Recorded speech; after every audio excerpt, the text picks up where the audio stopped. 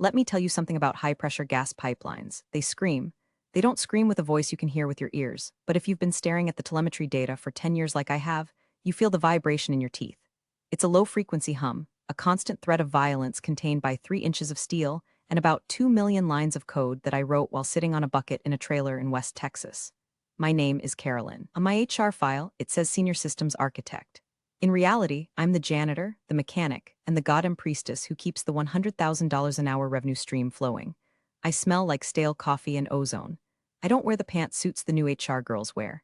I wear jeans and steel-toed boots because when a server rack overheats at 3 a.m., I'm not calling a vendor.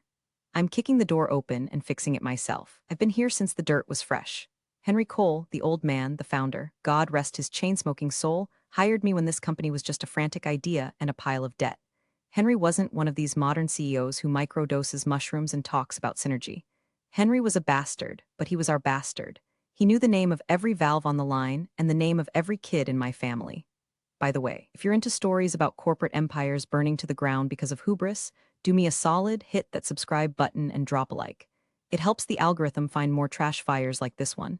Just takes a second, unlike the 10 years I wasted here. Thanks. Anyway, back to the grime. Henry treated me like the daughter he never had, mostly because his actual son, Derek, was too busy crashing Porsches in the Hamptons to learn the difference between a pressure regulator and a prostate exam. Henry and I built the heart, that's what we called the central control system. It wasn't pretty. It was a Frankenstein monster of legacy code, patches, and digital duct tape. But it worked. It sang. It printed money. When Henry died last year, the funeral was a spectacle. Black suvs, weeping mistresses, the works. I stood in the back, wearing my good blazer, feeling like the ground had opened up. I knew the wolves were coming. I just didn't expect the lead wolf to be wearing a suit that cost more than my car and a smile that looked like it was bought at a discount veneer shop in Miami. Derek took the throne 2 days later. The transition was about as subtle as a brick through a stained glass window. The first thing Derek did was remodel the executive floor. He tore out the mahogany and put in glass. Everything had to be transparent. That's corporate speak for I want to watch you squirm. He brought in a team of consultants, kids who looked like they were born inside a Patagonia vest to optimize workflows. I sat in my corner office, which was actually just a glorified closet next to the server farm, and watched the rot set in. It wasn't the fast kind of rot. It was the slow, creeping kind. The kind that starts with a missed meeting invite and ends with a knife in your back. Carolyn, Derek said to me during his first week. He was leaning against my doorframe, holding a green juice that looked like pond scum. This office, it's very dark, very analog.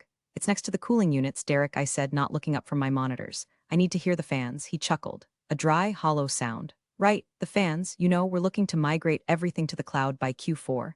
Get away from this heavy metal vibe, make it sleek. You can't put the pipeline control logic on the cloud, Derek, I said, finally turning to look at him. The latency alone would cause a pressure buildup in the Oklahoma junction that would blow a crater the size of a football field. Physics doesn't care about your cloud strategy. He blinked. His smile twitched. That was the moment. That was the exact second I became the enemy. I saw it in his eyes. He didn't see a veteran engineer saving him from a lawsuit. He saw a relic. He saw a stain on his shiny new vision board. He saw legacy tech. And let me tell you, in the corporate world, legacy is just a polite word for dead. I went back to my screens. I watched the numbers tick by. Pressure stable. Flow rate optimal. The heart was beating steady. But I knew deep down in my gut that the cardiac arrest was coming. And it wasn't going to be caused by a blocked valve. It was going to be caused by a blocked ego. Disrespect started small. It always does. It's like rust on a fender. First, it's just a bubble in the paint. Then you poke it and your finger goes right through. They stopped inviting me to the Monday morning ops meetings. The meetings I had run for 6 years. When I asked the new VP of operations, a guy named Brad who thought SQL was a sequel to a movie, he just shrugged. Derek wants to keep the room focused on future state, Carolyn. Didn't want to bore you with the visionary stuff. Visionary stuff, I repeated, tasting bile. Brad, if the pressure sensors in Sector 4 aren't calibrated manually every Tuesday, the future state is going to be a fireball visible from space. We have an app for that now, Brad smiled. They didn't have an app. They had a dashboard made by a 20-year-old intern that showed pretty colors but didn't actually talk to the hardware. I knew this because I checked the logs. I was still fixing things in the background, silently like a ghost haunting the machine. I was scrubbing their errors, patching their leaks, keeping the lights on while they sat in glass rooms talking about disruption. I should have let it blow up then. I really should have. But the pipeline was my baby. You don't let your baby die just because the babysitter is a sociopath. At least not yet. I kept my head down. I drank my terrible office coffee. I chain-smoked menthols in the parking lot, staring up at the gray sky, wondering how long I could hold the weight of the sky on my shoulders. I was the atlas of this company, and Derek was currently busy trying to chip away at my kneecaps with a golden chisel. It was about 3 months in when I realized they weren't just ignoring me. They were erasing me. My name started disappearing from reports. The Cole method of load balancing, which I invented, was renamed dynamic flow optimization. I was becoming a ghost in my own house. But the thing about ghosts is they see everything, and they remember where the bodies are buried, or in my case, where the root keys are hidden. I sat there in the dark, listening to the hum of the servers, and I felt a cold, hard knot form in my chest. It wasn't sadness anymore. It was clarity. I looked at the terminal window, blinking with a green cursor. Okay, I whispered to the room. You want sleek? You want modern? You want to see what happens when the legacy decides to retire? I took a drag of my imaginary cigarette, exhaled slowly, and went back to work. But I wasn't fixing bugs anymore.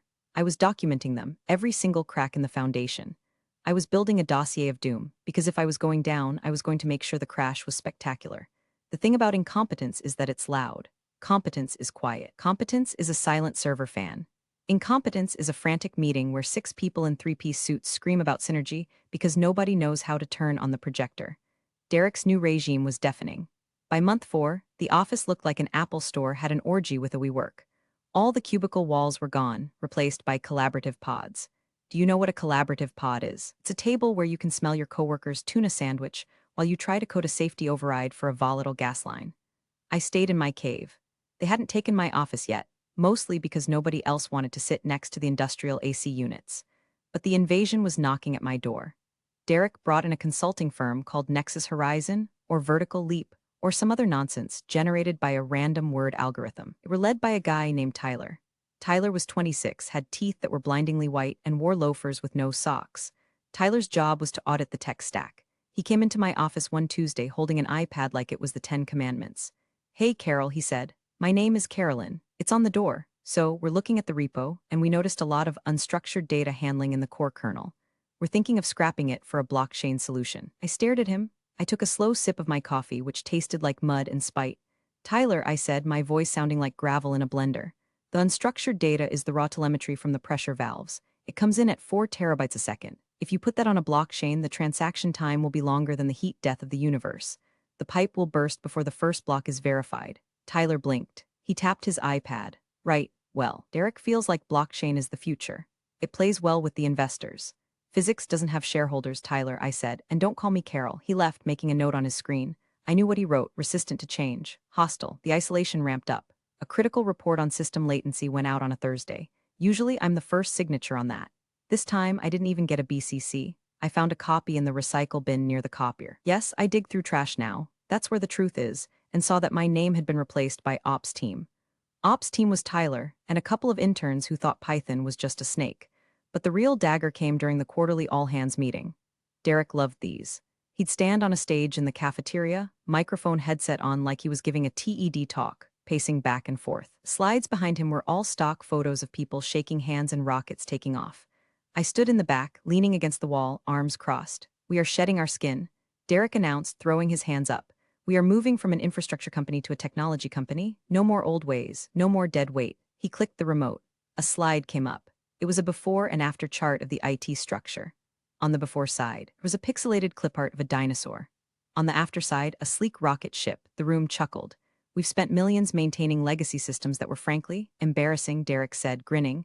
He looked right at the back of the room, right at me. Systems that were held together by duct tape and nostalgia. Well, folks, the nostalgia is over. We're automating the architecture roles.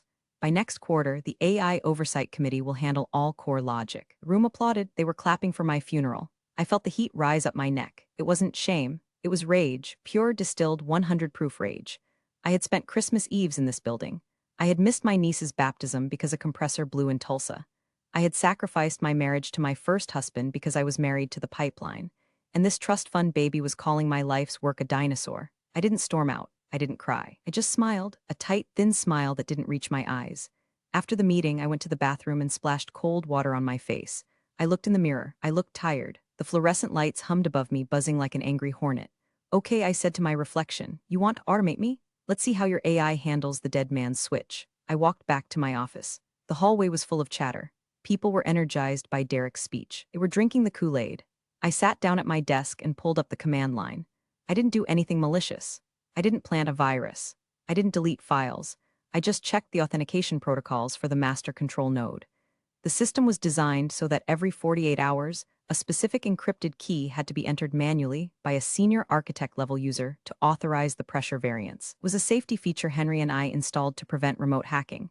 If the key wasn't entered, the system assumed a hostile takeover or a catastrophic failure. It would default to safe mode. Safe mode meant shut down. All valves closed. All pumps stopped. Total lockout until a hard manual reboot, which took 3 days and a team of 20 engineers. I looked at the schedule. The next authorization was due in 3 days, usually. I have a script that auto-renews it because I'm the one logged in. I opened the script. I looked at the code. IF user equal to Carolyn C renew auth function. I hovered my finger over the delete key. Not yet. I needed them to do it. I needed them to be the ones to pull the trigger. I needed the fingerprints on the murder weapon to be theirs. I closed the window. 5 minutes later, an email pinged. It was from HR. Subject, mandatory meeting 4 p.m. today. I knew what it was. You don't get a mandatory meeting at 4 p.m. on a Friday unless you're getting walked out. I lit a cigarette, an actual one this time, right there in the office. The smoke detector beeping above me was just another alarm they would ignore. Come and get me, boys, I whispered. The HR office smelled like lavender sanitizer and lies. I walked in at 4 p.m. sharp. Derek was there, sitting in a chair that looked too small for his ego. Beside him was the new HR director, a woman named Linda who smiled so hard I thought her face might crack. Have a seat, Carolyn, Linda said, gesturing to a generic gray chair. I sat. I didn't cross my legs. I sat square, hands on my knees like I was bracing for impact. So Derek started, clasping his hands. He wouldn't meet my eyes. He was looking at a spot on the wall just above my left ear. Been doing some restructuring. As per the announcement today. You're firing me, I said, flat, no question mark. Derek flinched. He hated confrontation. That's why he hired consultants to do his thinking. We're transitioning your role. The systems you manage are being sunsetted. We need a fresh perspective for the cloud migration. You're firing the only person who knows how the encryption handshake works on the Tulsa mainline, I said. We have excellent documentation. Linda chimed in, sliding a thick envelope across the desk. And we're prepared to offer a very generous severance package.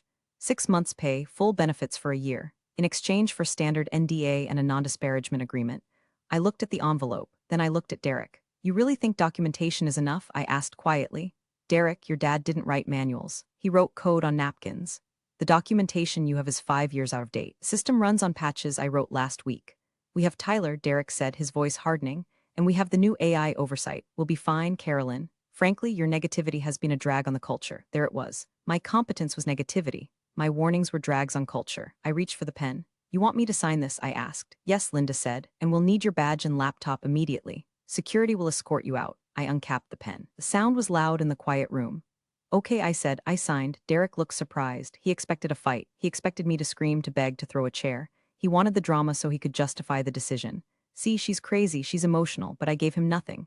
Just ink on paper. Is that it? Derek asked, almost disappointed. That's it, I said. I stood up. I just need to grab my purse from my office and log out. Security will accompany you. Linda said. 2 large men in polyester uniforms were waiting outside the door. They followed me down the hall.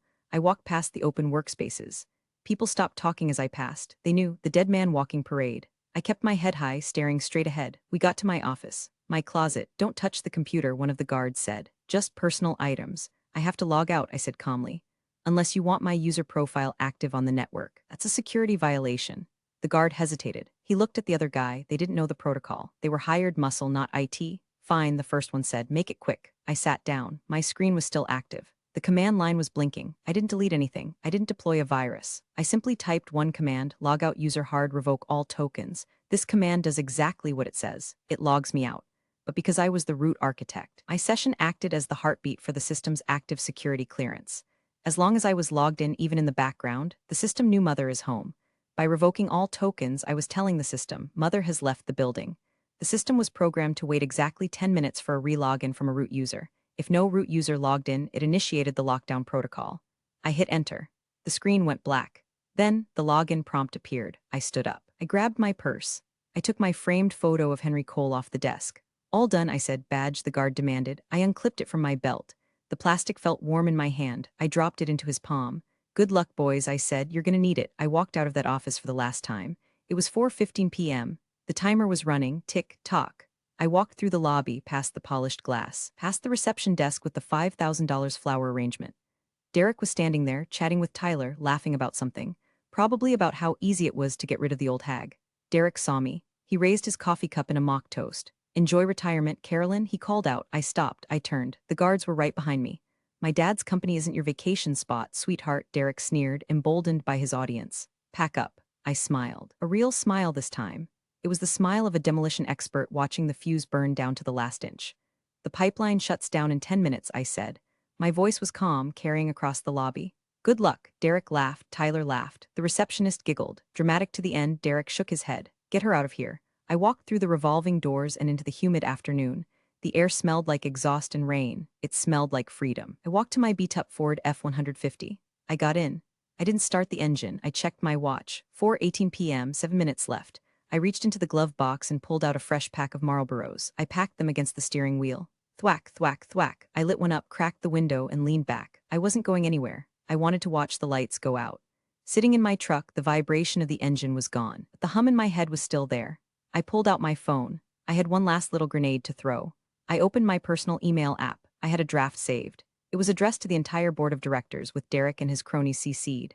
Subject, for reference, only system dependency matrix attached was a single PDF. It wasn't a rant. It wasn't a manifesto. It was a simple, color-coded chart showing the hierarchy of the company's control systems. At the top was the cloud. Below that, the API layer. Below that, the server clusters. And below that, supporting the entire pyramid like the world-bearing turtle, was a single red box labeled Root Architect Session Carolyn C. I hit send. 4:23 p.m., 2 minutes remaining. Inside the glass tower, I imagined the scene. Derek was probably popping champagne. Tyler was probably explaining to an intern how they were going to leverage the synergy of the new paradigm. I knew the rhythm of the pipeline better than my own heartbeat. Right now, the pumps in Sector 7 were pushing 40,000 psi of natural gas toward the distribution hub. The sensors were pinging the server every 100 milliseconds asking, "Are we safe? Is the operator authorized?" For the last 8 minutes, the server had been replying, "Session terminated." Waiting re-auth. At 10 minutes, the answer changes to "unsafe." Initiating containment. 4:25 p.m. I took a long drag of my cigarette and blew the smoke toward the building. Boom, I whispered. It wasn't an explosion. That's Hollywood bullshit. Real catastrophes are silent at first. Inside the building, the first thing that happened was the lights. The office lighting was tied to the grid management system to save power. When the containment protocol hits, it prioritizes the emergency circuits. I saw the lobby lights flicker, then they went out. The emergency red floodlights kicked on. I chuckled. Step 1, ambience. Then I saw movement. The security guards at the front desk grabbed their radios. People started walking toward the glass windows, looking confused. My phone buzzed. It was a text from Greg, one of the junior engineers. He was a good kid, kept his head down. Greg, ooh, did you do something? All the screens just turned red. I didn't reply.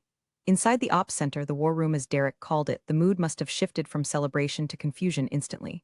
The massive wall of monitors, usually displaying green flow lines and happy metrics, would have flashed a single message. Critical error, authentication timeout. System lockdown initiated. And then the sound of money dying. The pipeline didn't just stop, it slammed shut. Valves the size of Volkswagen Beetles slammed closed across 3 states. The pumps, sensing the blockage, cut power to avoid blowing gaskets. The sudden silence in the control room would be deafening. No hum, no fan noise, just the beep, beep, beep of the alarm. Derek was probably shouting at Tyler. "What is that? Turn it off." Tyler would be tapping frantically on his iPad, realizing that his blockchain solution didn't have a button for "Oh God, make it stop." I watched from the parking lot. I saw Derek run into the lobby, his tie loose. He was yelling at the receptionist. He was waving his arms. He looked out the window. He saw my truck. I saw him freeze. I raised my hand, holding my cigarette between 2 fingers, and gave him a little wave. My phone buzzed again. "Greg, dude, the pressure readings are 0. The pumps are offline. Finance is freaking out. They say we're losing $1,600 a minute. You tell them to check the math. It's actually $1,666.66 repeating." I leaned back. The show was just starting. The thing about a pipeline is that it's not just a tube, it's a cash register. When it's running, money pours in. When it stops, money doesn't just stop coming in, it starts catching fire. Penalties for non-delivery. SLA breaches. Emergency shutdown fines from the EPA. It had been 10 minutes since the shutdown. That's roughly $16,000 in revenue gone, plus probably another $50,000 in penalties racking up. My phone was vibrating so hard it was dancing across the dashboard. Calls from company mainline, calls from Derek Mobile, calls from Linda HR. I let it dance. I wasn't on the clock. I was unemployed. And unemployed people don't take work calls. I cracked my window down a bit more. I could hear the faint sound of sirens in the distance. Probably the fire department automatically dispatched because of the sudden pressure drop alerts. Inside the building, the panic was mutating. It wasn't just confusion anymore, it was terror. I knew exactly what was happening in the server room because I had designed the panic protocols. Brad, the VP of operations, would be screaming at the sysadmins. Reboot it, just turn it off and on again. They would try. It would hit the manual reset on the server racks. The fans would spin up, the lights would blink green for a second, and then, access denied, root credentials required for cold start. You see, a cold start after a lockdown isn't like restarting your laptop. The system assumes it was shut down because of a threat. It demands the highest level of authority to prove the threat is gone. That authority was me. I pictured Tyler, the consultant. He'd be sweating through his cashmere sweater. He'd be typing commands he found on Stack Overflow, getting nothing but syntax error in response. I checked the time. 4:45 p.m., 30 minutes, $50,000 revenue loss. Finally, I picked up my phone, not to answer but to check the stocks. The market hadn't reacted yet, but the rumor mill moves fast. A new text from Greg. Greg, Derek is screaming at Brad. Brad is crying, literally crying. They tried to bypass the auth using the admin override. The system flagged it as an intrusion attempt and doubled the lockout timer. Good job, lol, I smirked. Never try to brute force a lady, boys. I could see figures running around in the lobby now. The board members were likely calling in.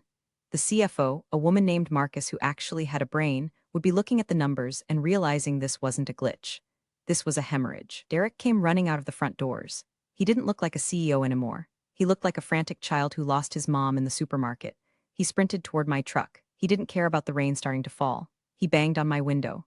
Carolyn, open the door. I slowly, agonizingly slowly, rolled the window down 2 inches, just enough for the smoke to escape. Can I help you? I asked. I believe I was trespassing. I was just leaving. Fix it. He screamed. His hair was plastered to his forehead. Turn it back on, you broke it.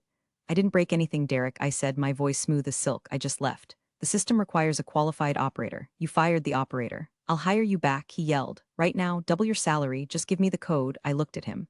I looked at the desperation in his eyes. It's not a code, Derek. Biometric handshake coupled with a 256-bit key that resides on a USB drive that Where did I put that? I patted my pockets. Oh, right, I surrendered all company property to security. It's probably in the incinerator bin by now. His face went pale, ghost white. You gave the key to the guards. I followed protocol, I said. Linda was very specific. Laptop and all peripherals. I'm a stickler for rules, you know that. He stared at me, his mouth opening and closing like a fish on a dock. But don't worry, I added.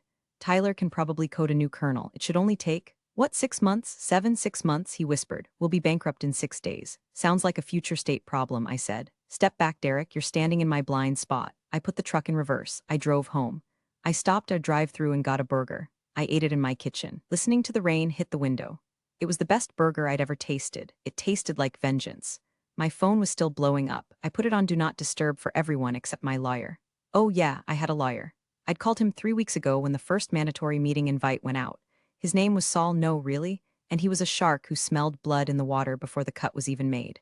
At the office, things were getting biblical. According to the grapevine, Greg, bless his heart, was live tweeting the apocalypse to me via encrypted signal. The board of directors had convened an emergency Zoom call. The chairman of the board was a guy named Old Man Sterling. He was 80, ruthless, and cared about one thing, the dividend.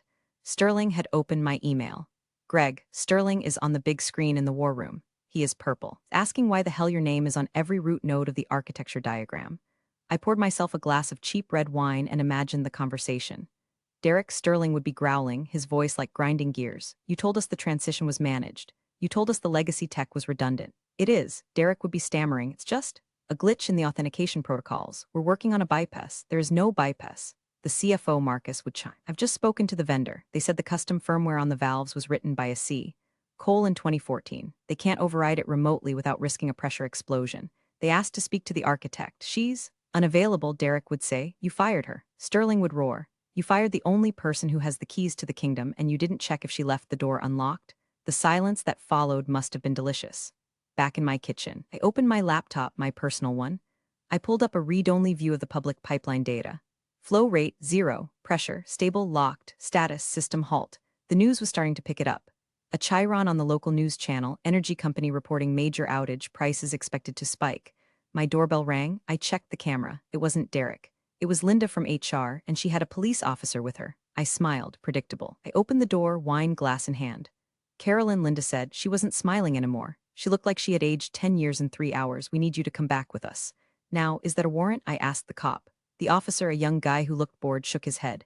Ma'am, they say you've stolen company property, intellectual property. They want it returned. I haven't stolen anything, I said. In fact, I left everything there. That's the problem, isn't it, Linda? Left too much there. You maliciously locked the system, Linda snapped. That's sabotage. I logged out, I corrected her. I followed standard security procedure. Section 4.2 of the Employee Handbook. Employees must secure their workstations upon termination. I secured it. It's very secure. Nobody can get in. I took a sip of wine. If you want me to consult on how to unlock it, I said, you can contact my attorney. But if you come back here without a warrant, I'll have you for harassment. Officer, am I being detained? No, ma'am, the cop said. He looked at Linda. She's right. If she didn't take anything physical, this is a civil matter. I'm not dragging a lady out of her house for a computer dispute. Linda looked like she was going to scream. Millions of dollars, Carolyn. We are losing millions. Sounds like you should have thought about that before you offered me 6 months severance, I said. Get off my porch, Linda. You're letting the heat out. I closed the door. I locked the deadbolt. I went back to the kitchen and refilled my glass. The game wasn't over, but I had just won the second set. By 8 p.m., the desperation had shifted from anger to bargaining. The 5 stages of grief played out in real time via voicemail. I had 14 voicemails from Derek. Beep. Carolyn, look, things got heated. I apologize. Let's be reasonable. Beep. Carolyn, please. My dad built this place. Don't destroy his legacy. Beep. I can offer you a raise, a title bump, VP of Tech. Just call me. Beep, please. The dad's legacy one almost made me throw the phone against the wall. He had the nerve to invoke Henry's name after calling his work a dinosaur. I sat at my dining table with Saul. He was eating a slice of pizza and looking at the employment contract Linda had given me earlier. This non-compete is garbage, Saul mumbled. Chewing and the severance? 6 months for a 20-year vet, that's insulting. I don't care about the severance, Saul, I said. I want to contract. Saul looked up, his eyes twinkled. Contract? Oh, you want to be a consultant. They need the system up, I said. They can't bring it up without the root key. The root key is in my head. They can't crack it. It uses a polymorphic encryption algorithm that changes every time you guess wrong. If they try 3 more times, it's the firmware. Nasty, Saul grinned. Necessary, I said, so they need me, not as an employee, as an external expert. What's your rate? Saul asked, pulling out a notepad.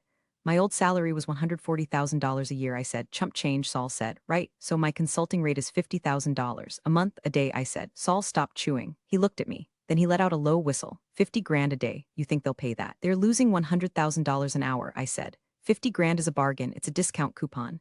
Okay, Saul wrote it down. What else? Full indemnity, I said. Written admission that the shutdown was caused by management error, not employee sabotage. I want my record clean. Standard, Saul nodded. And one more thing, I said. I looked at the rain streaking the window.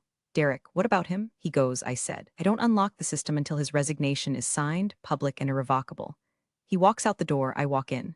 Saul tapped his pen on the table. That's a big ask, Carolyn. The board loves the family name. Removing the heir is costing them the kingdom, I said. Sterling loves money more than he loves Henry's ghost. Draft it.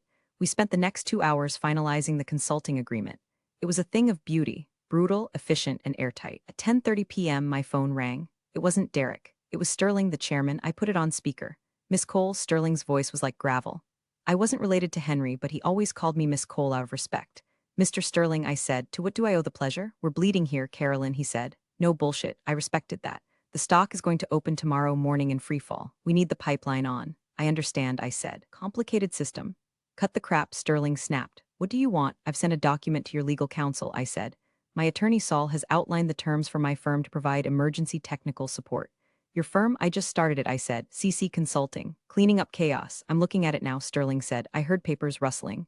Then a long silence. 50,000. Jesus Christ, Carolyn, this is extortion. No, sir, I said. It's supply and demand. You have a demand for gas flow. I have the supply of know-how. And this? Clause 4, Sterling said. His voice dropped. The removal of the CEO. Non-negotiable, I said. He's Henry's son, Sterling said softly. He's the reason the lights are out, I replied. Henry would have fired him 6 hours ago. Silence. Long, heavy silence. If I do this, Sterling said, you can have the system up by market open. I can have it up in 10 minutes, I said. Hold on, Sterling said. The line went mute. I looked at Saul. Saul gave me a thumbs up. 5 minutes passed, 10, then Sterling came back on. Come in, he said. Bring your lawyer. The drive back to the office was surreal. The rain had stopped, leaving the streets slick and black. The office tower loomed ahead, dark except for the emergency red lights pulsing on the roof. It looked like a dying heart. Saul drove his Mercedes. I sat in the passenger seat, wearing jeans and a flannel shirt. I hadn't changed. I wasn't dressing up for them. We walked into the lobby. It was crowded. Engineers, managers, board members who had flown in or driven down. The air was thick with sweat and stale coffee. When I walked in, the room went quiet. Derek was standing near the reception desk. He looked wrecked. His tie was gone, his top button undone, his eyes bloodshot. When he saw me, he took a step forward. You, he hissed. You did this. Save it, Derek, a voice boomed. Sterling walked out of the shadows. He was leaning on a cane, but he looked like he could still bite the head off a snake. Conference room A, Sterling said. Now, we filed in. Me, Saul, Derek, Sterling, and Marcus, the CFO. Derek slammed his hand on the table. You can't be serious. She held the company hostage. You're going to pay her? We are, Sterling said calmly. He slid a piece of paper across the table to Derek. You are going to sign this. Derek looked at the paper. Resignation? For personal reasons? No, no way, I am the CEO. You are a liability, Marcus said, not looking up from her laptop. The preliminary damage report puts losses at $2.4 million for this outage alone. If we're not up by morning, we trigger the force majeure clauses in our delivery contracts. That's another $10 million. It's her fault. Derek pointed at me. I warned you. I said softly. I told you the cloud wouldn't work. I told you the documentation was outdated.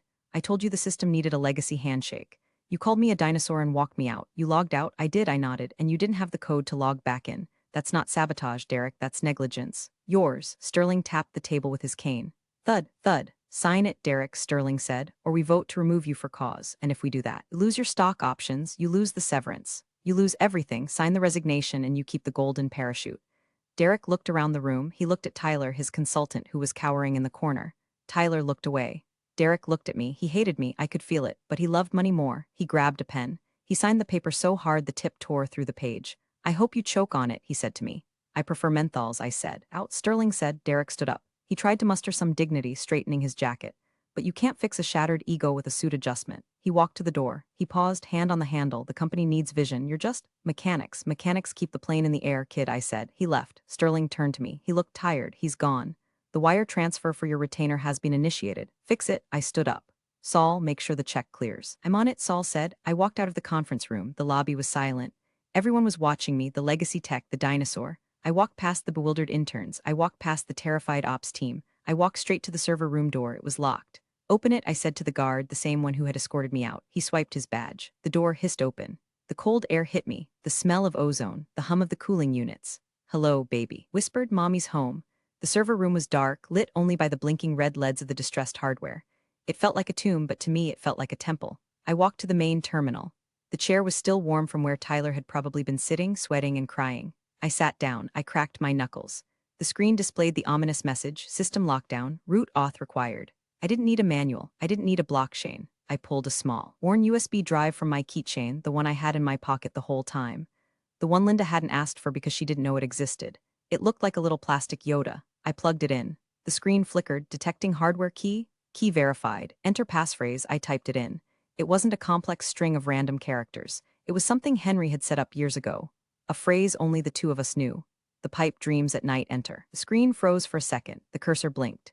Then text began to scroll. Fast, green text cascading down the black screen like digital rain.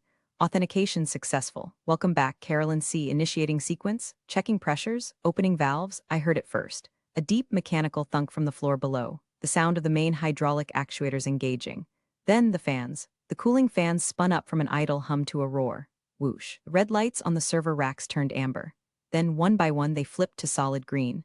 I stood up and walked out of the server room. I walked into the ops center. The giant wall of monitors was flickering back to life. The red error messages were replaced by live flow charts. The pressure readings started to climb. 0, 100, 500, 2000 psi. Flow restored, Greg shouted from his desk. He looked at me and grinned. Of green across the board, a cheer went up. A ragged, exhausted, terrified cheer. People were hugging, someone was crying. Sterling was standing by the window. He turned and looked at me. He gave me a single, sharp nod, respect. I didn't cheer, I didn't smile, I just walked to the coffee machine. It was empty. Someone make a fresh pot, I announced to the room. And make it strong, I'm billing for the next 8 hours. I took my cup and walked to the floor-ceiling windows looking out over the parking lot. Down below, under the orange glow of the streetlights, I saw a figure. It was Derek. He was standing next to his Porsche, holding a box of his personal effects. He was looking up at the building. As he watched, the lights on the executive floor flickered and buzzed back on. The entire tower lit up against the night sky, a beacon of industry and power. He stood there in the light of the thing he tried to kill, cast out into the shadows. I took a sip of the stale dregs in my cup. Legacy, I whispered against the glass, it's a bitch. I turned my back on the window and went back to work. The pipeline wasn't going to balance itself. Appreciate you sticking around, you legends of the break room. Subscribe for more chaos. Let's make your old managers spill their coffee in fear.